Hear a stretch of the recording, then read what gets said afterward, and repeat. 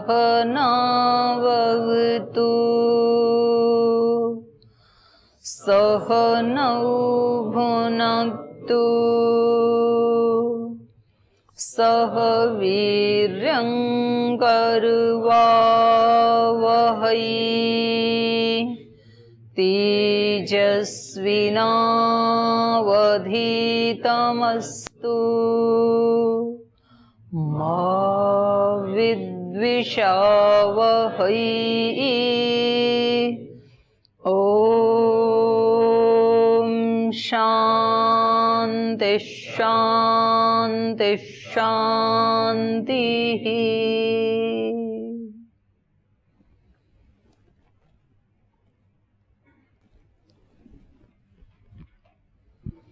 पहले श्लोक उच्चारण कर लें। दोहराया ना तीनों, रोज दोहराना है, ठीक। अपि चेत् सुदुराचारो उच्चे वदतु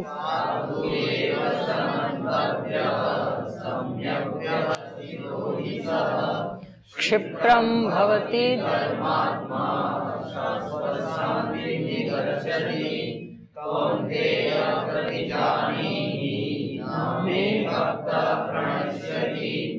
मन्मना भव मद्भक्तो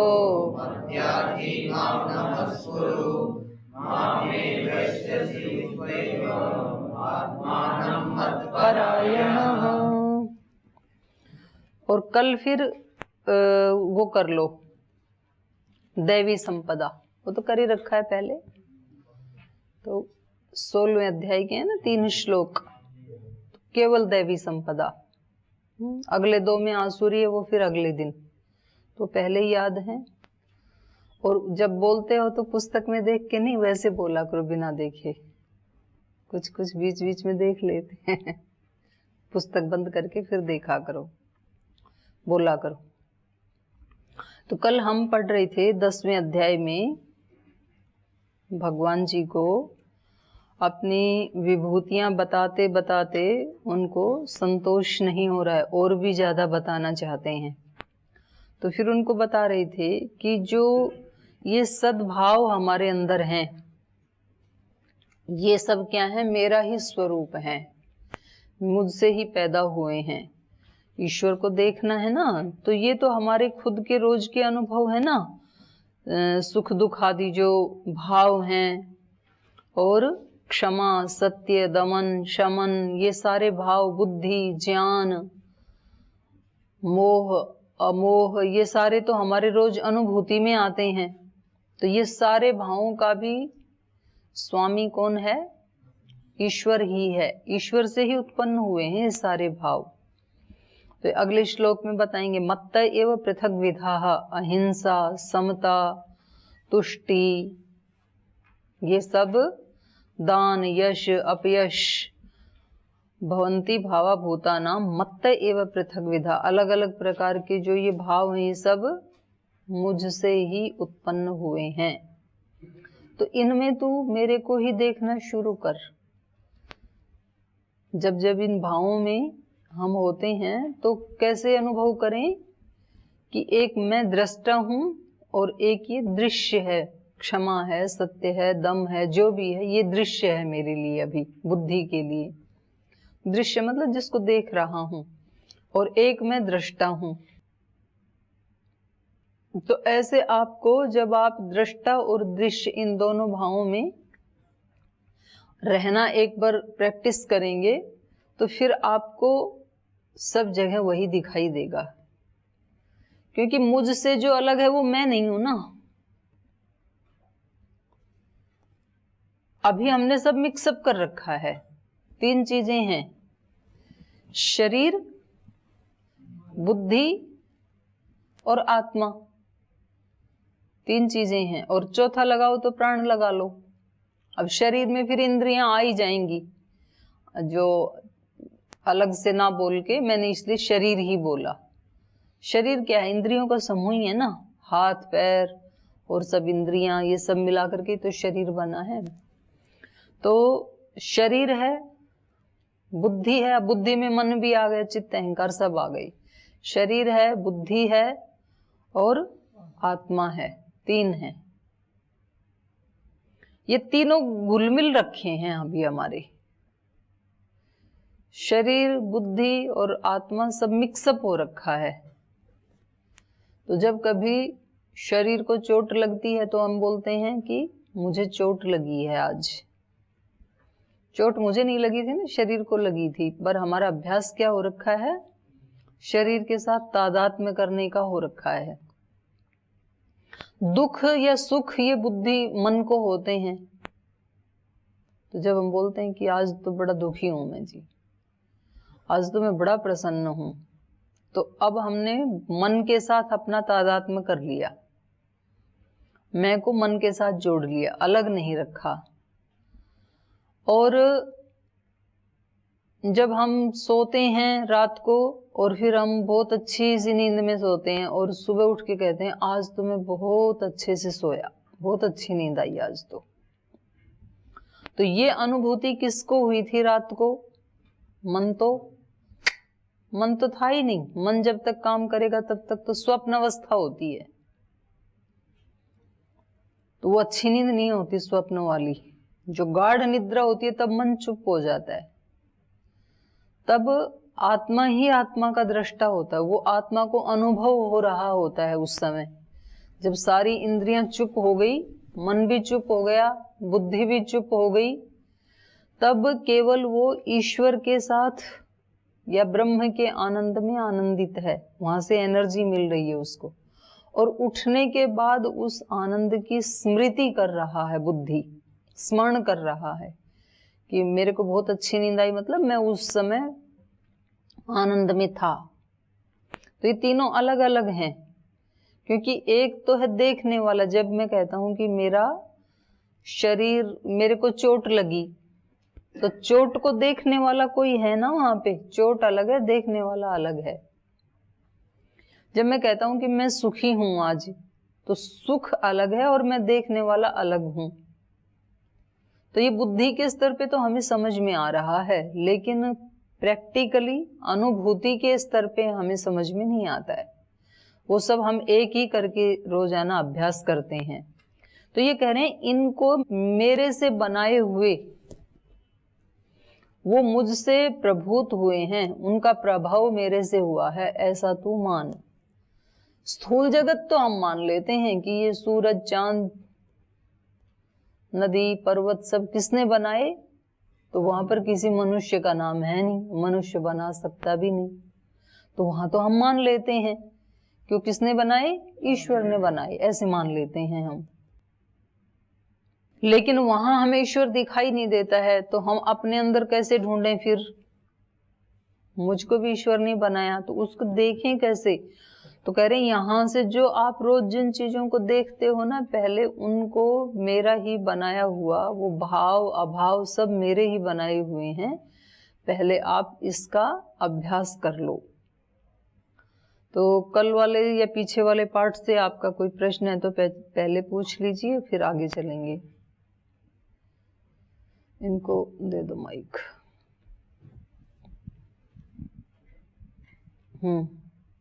ओम दीदी प्रणाम।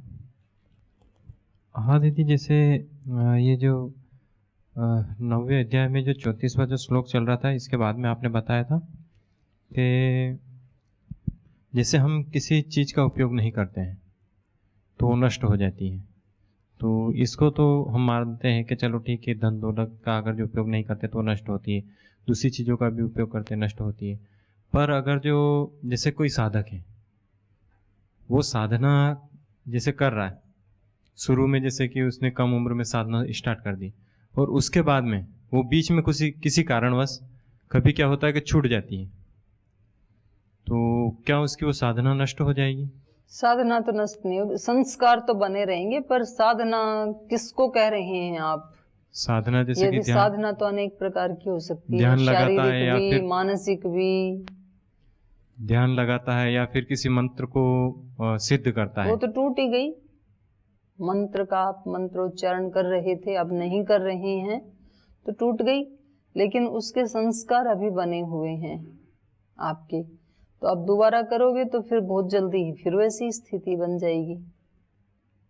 तो इसमें जैसे कि और उसका सदुपयोग थोड़े ही आपने बंद किया है, उसका तो वो कर्म करना ही बंद कर दिया आपने। मैंने बात कही थी कि किसी शक्ति का, अभी तो शक्ति आपको अर्जित हुई नहीं थी, आप तो कोई कर्म कर रहे थे और वो कर्म आपने बंद कर दिया। तब तक वो कर्म बंद रहेगा, दोबारा उस कर्म को करने लगेंगे तो दोबारा शुरू हो जाएगा। तो कोई शक्ति तो थी, ली नहीं आपने मंत्र से। मैंने ये कहा था कि जो विविध प्रकार की शक्तियां हमें मिली हैं, उन शक्तियों का यदि हम सदुपयोग नहीं करेंगे, और सदुपयोग में मैंने बताया था उपयोग ना करना भी दुरुपयोग ही है। उन शक्तियों का या तो हम दुरुपयोग करेंगे या सदुपयोग नहीं करेंगे, ये दोनों ही दुरुपयोग हैं। तो उन दोनों ही हालत में वो नष्ट हो जाएगी, ये बताया था मैंने जी। तो अब बताओ आपका क्या प्रश्न है? तो बस यही जानना था, जैसे मान लो कोई साधना जो भी मतलब ध्यान वगैरह लगा रहा है, फिर मंत्रोच्चार तो वगैरह, कर्म है आपका एक, मतलब वो अभी और वो कर्म करने की शक्ति अभी है आपके अंदर, क्योंकि शक्ति को आपने डाइवर्ट किया ना अभी। मान लो कि आप जो भी कोई कर्म कर रहे थे और वो कर्म करना, जैसे आपका ही उदाहरण है कि आप ध्यान करते थे, तो ध्यान करने के लिए भी शक्ति चाहिए ना। एक शक्ति को आप एक काम में लगा रखा था, अब आपने उस शक्ति का नष्ट तो उसको मतलब दुरुपयोग तो नहीं किया और उपयोग करना भी नहीं छोड़ा। उस शक्ति को आपने पढ़ाई में लगा दिया या रनिंग में लगा दिया या प्राणायाम में लगा दिया, तो शक्ति को आपने डाइवर्ट किया ना। अगर आप कुछ भी नहीं कर रहे, ध्यान भी छोड़ दिया, व्यायाम भी नहीं कर रहे, प्राणायाम भी नहीं कर रहे, पढ़ाई भी नहीं कर रहे, वॉकिंग भी नहीं कर रहे, खाट पे पड़े हो ऐसे ही, तो फिर शक्ति नष्ट हो जाएगी। तो आप किसी शक्ति का प्रयोग नहीं करते हैं तो भी नष्ट होती है, और उसका दुरुपयोग करते हैं यदि, उसी शक्ति से किसी गलत रास्ते पे चल पड़े यदि, तो उसका दंड मिलेगा, पुलिस ले जाएगी पकड़ के। जिस शक्ति से कर्म कर रहे थे उसी शक्ति से किसी की पिटाई करने लगे तो आपकी FIR होगी, फिर आपको पकड़ के ले जाएंगे तो दंड मिलेगा आपको फिर वहां। तो वो दुरुपयोग हो गया शक्तियों का। तो न्याय दर्शन में 10 प्रकार के पुण्य और पाप बताए हैं, शरीर से, इंद्रियों से और मन से। 3-3 प्रकार के, वाणी के 4 और 3-3 प्रकार के शरीर और मन से, तो कुल मिला के 10 प्रकार के पुण्य, 10 प्रकार के पाप। तो जब हम शरीर में हमारी शक्ति है तो या तो शरीर से सेवा कर सकते हैं या तो किसी की पिटाई कर सकते हैं। तो सेवा करना पुण्य हो गया, पिटाई करना पाप हो गया। तो शक्तियों का या तो हम सदुपयोग करते हैं या तो दुरुपयोग करते हैं। और तीसरा मैंने अपनी तरफ से बोला था कि उनका प्रयोग ना करना भी दुरुपयोग ही है। किसी शक्ति को ऐसे छोड़ दिया हमने, बीज बोना था खेत में और उसको रख दिया अलमारी में, प्रयोग किया ही नहीं, डिब्बे में बंद करके रखा, ये भी दुरुपयोग ही है। कुछ दिन में वो नष्ट हो जाएगा वहां रखा रखा भी। कुछ कपड़े ऐसे होते हैं ना जो आप पहनते ही नहीं है, ऐसे ही ला के रखा अलमारी में, और कभी 10 साल के बाद उसको निकाला तो अब वो पहनने के लायक है ही नहीं। ऐसे कपड़े हो जाते हैं ना, हाथ में लेते वो फिर फटने लगते हैं। तो क्या करना है, उनका सदुपयोग भी नहीं किया, दुरुपयोग भी नहीं किया, ऐसे ही रख दिया था, उपयोग ही नहीं किया। उपयोग ना करना भी क्या हो गया, अब नष्ट होना ही हो गया ना जी। ओम दीदी, पिछली कक्षा में आपने कहा था कि जैसे हम भाई लोग घर से चलते हैं तो पहले अपना लक्ष्य बनाते हैं तो यहाँ तक आ पाते हैं, फिर हमारे मन में कुछ अच्छे विचार आते हैं अच्छी सेवा करने के, तो अध्ययन के बाद जैसी सेवा होती है वैसी सेवा करते हैं। तो इस समय मेरा ऐसा प्रश्न था कि जैसे यहाँ सेवा के भाव में आते हैं तो अध्ययन के लिए प्रेरित करते हैं, अच्छा है, मुझे भी यानी होना अच्छा लगता है हमको भी। जी जी। और कुछ ऐसी जगह होती हैं जहाँ पर जाते हैं शिक्षा को भाव ले करके, लेकिन गुरुजन कहते हैं कि नहीं, आप ये गौ की सेवा करो, आश्रम की सेवा करो, तो वो सेवा करता है, लेकिन उनकी जो इच्छाएं, जो अभिप्साएं हैं, वो पूरी हो पाएंगी क्या? शिक्षा वाली हैं। मतलब आपका कहना ये है कि घर से लेके कुछ आए थे, मिलता कुछ है। जो आए थे कि हमें पढ़ाई करनी है, उनको गुरुजी ने कह दिया कि गाय चराने जाओ। जो आए थे कि देश दुनिया बदलेंगे, हम सेवा करेंगे, उनको आके कह दिया कि दर्शन पढ़ो। अरे तो हमारी इच्छाओं का हनन करना हो गया। तो यही तो चक्कर है सारे संसार में, झगड़ा ही इसी बात का है। क्योंकि एक व्यक्ति अलग योजना बनाता है, दूसरा अलग बनाता है। सास अलग योजना बनाती है कि जब बच्चे की शादी होगी, घर में बहू आएगी, तो मैं अपना ऐसा स्टेटस बनाऊंगी, वो ये सब काम वाम किया करेगी। उसने अलग योजना बना रखी है। लड़की ने अलग योजना बना रखी है, जो पढ़ाई कर रही है ना बहू, शादी हो जाएगी, ऐसे पति के साथ शादी होगी, फिर ये यहाँ पे माँ चकचक करती रहती है, उसके बाद स्वतंत्रता मिल जाएगी। वो अलग योजना लेके आई इस घर में, ये अलग योजना बना के बैठी है, तो दोनों की टेंडेंसी मैच करती नहीं है। इसलिए वो अपने अकड़ में, अच्छा मैं 40 साल से ये कर रही थी, ऐसा घर में अनुशासन था, मेरा लड़का और अनुशासन से निकाल दिया। और वो अपनी बता रही है, मैं इतने अरमान 20 साल से सजा के बैठी थी, मुझे क्या पता था कि ये मिलेगा। तो ऐसे ये हर फील्ड में होता है।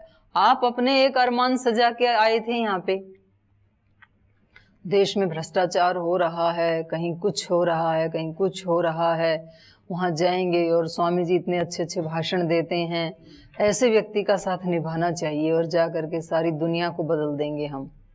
आप अपने सपने सजा के आए और पता लगा सारे सपने तो चूर चूर हो गए। यहाँ बहन जी मिली, बोली कल से योग दर्शन के 25 सूत्र सुनाना। यहाँ गुरुजी अपनी योजना बना के बैठे हैं, आह्वान करेंगे, ऐसे अच्छे अच्छे युवक आएंगे, उनको फिर हम विद्वान बनाएंगे, उनको हम ब्रह्मचर्य की दीक्षा देंगे, पुरुषार्थी बनाएंगे, परमार्थी बनाएंगे, और फिर पूरे देश को हम बदल देंगे। उनके सपने भी गलत नहीं है, आपके सपने भी गलत नहीं है, पर कहीं ना कहीं मिसमैच हो रही है।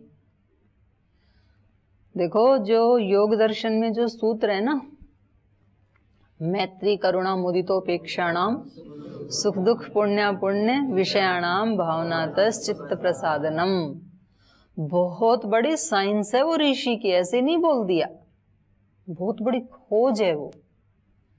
वर्षों लगाए होंगे महर्षि पतंजलि ने उसके ऊपर, ऐसे नहीं कि कोई नॉवल की तरह या कोई कहानी कविता की तरह नदी के किनारे बैठे होंगे और लिख दिया होगा, ऐसे नहीं है।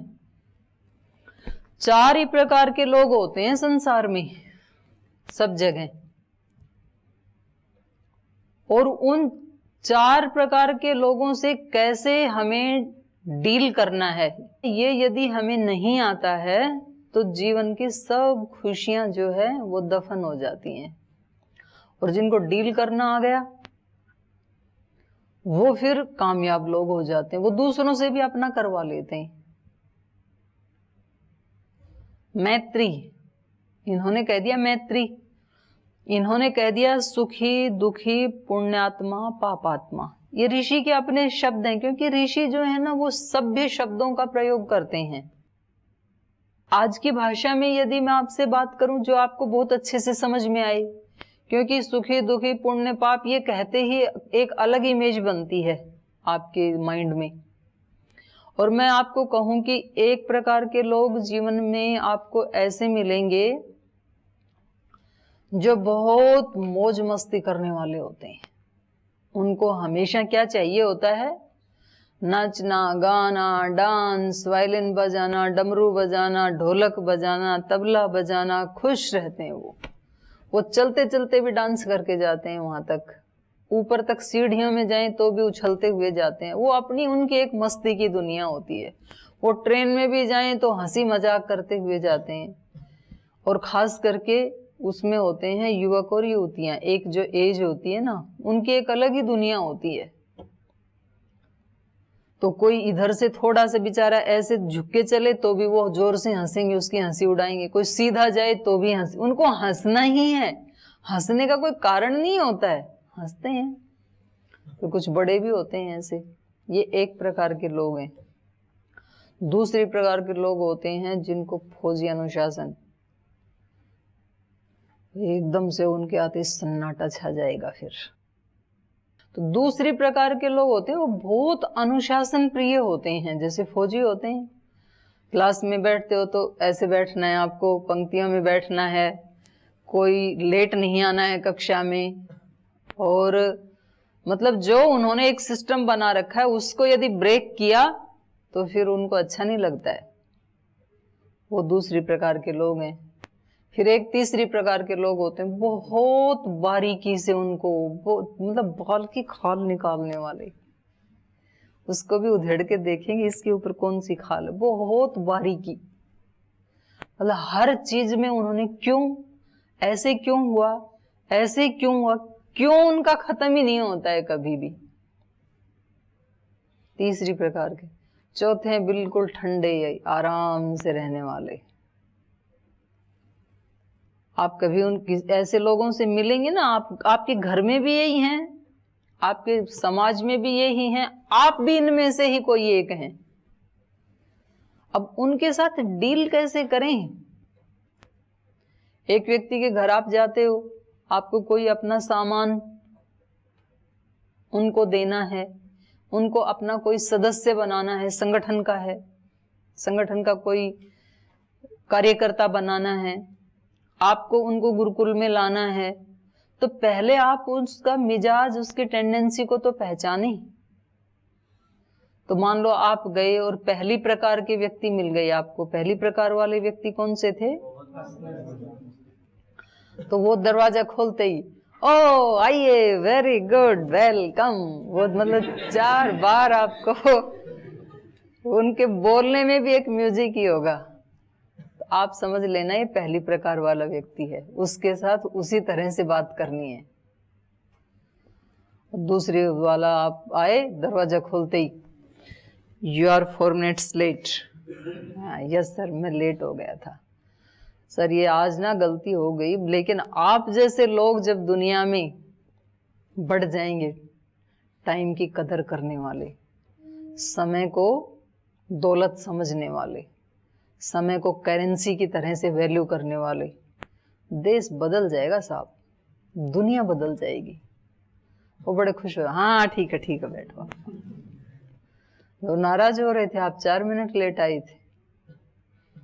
फिर आप गए तो तीसरी प्रकार वाले लोग मिले आपको। इसका मेन रीजन क्या है, ये आपने प्रोजेक्ट क्यों बनाया, इसके पीछे क्योंकि मेरे को अब और भी हैं, ये ऐसा क्यों हुआ? भैंस काली, चारा खाती है हरा, दूध सफेद क्यों देती है?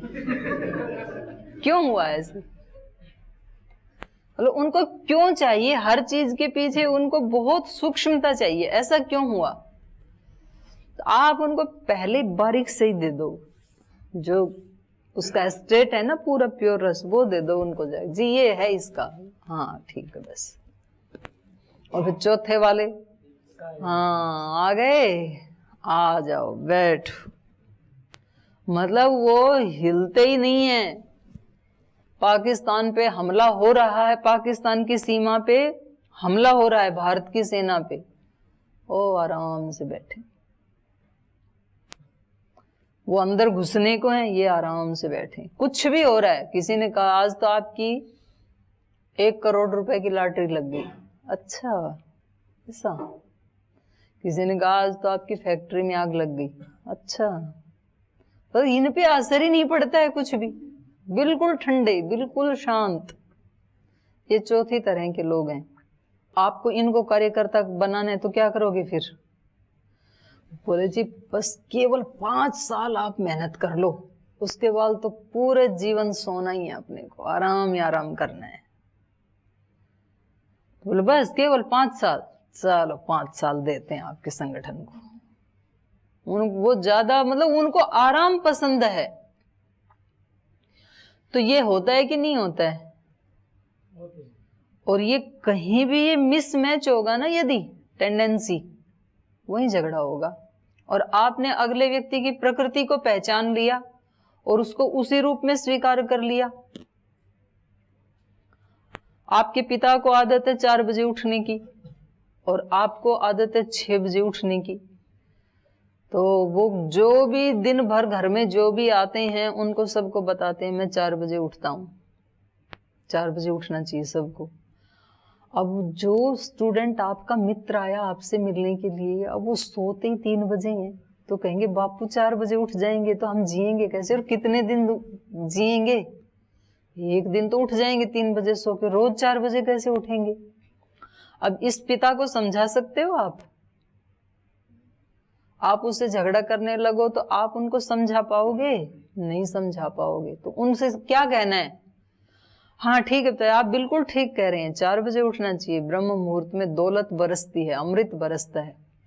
और जब भी कभी आप 1-2 दिन उनकी फेट में आओ, उस दिन 4 बजे उठ जाना, फिर भले ही आप 4:15 बजे जाके सो जाना। एक बार उन्होंने देखा ना 4 बजे उठा, बस वो बिल्कुल ठीक रहेंगे। फिर बेशक 4:30 जाके सो जाना, क्योंकि आप 3 बजे ही सोए थे, तो नींद भी तो लेनी जरूरी है ना। एक व्यक्ति को अपना अनुशासन इतना प्रिय है, बोलते ठीक है बिल्कुल अनुशासन में रहना चाहिए, आप थोड़े दिन उनके अनुशासन में रहो, फिर उनकी पूरी कृपा बरसेगी आपके ऊपर। तो हमें ये ऋषि ने जो आपने जो प्रश्न पूछा ना कि ये कलह हो रहा है, क्या करें?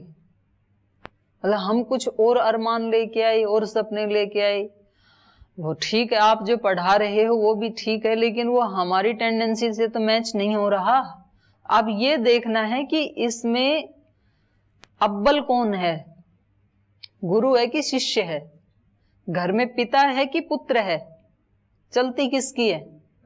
पिता की चलती है। गुरुकुल में किसकी चलती है? गुरु की चलती है।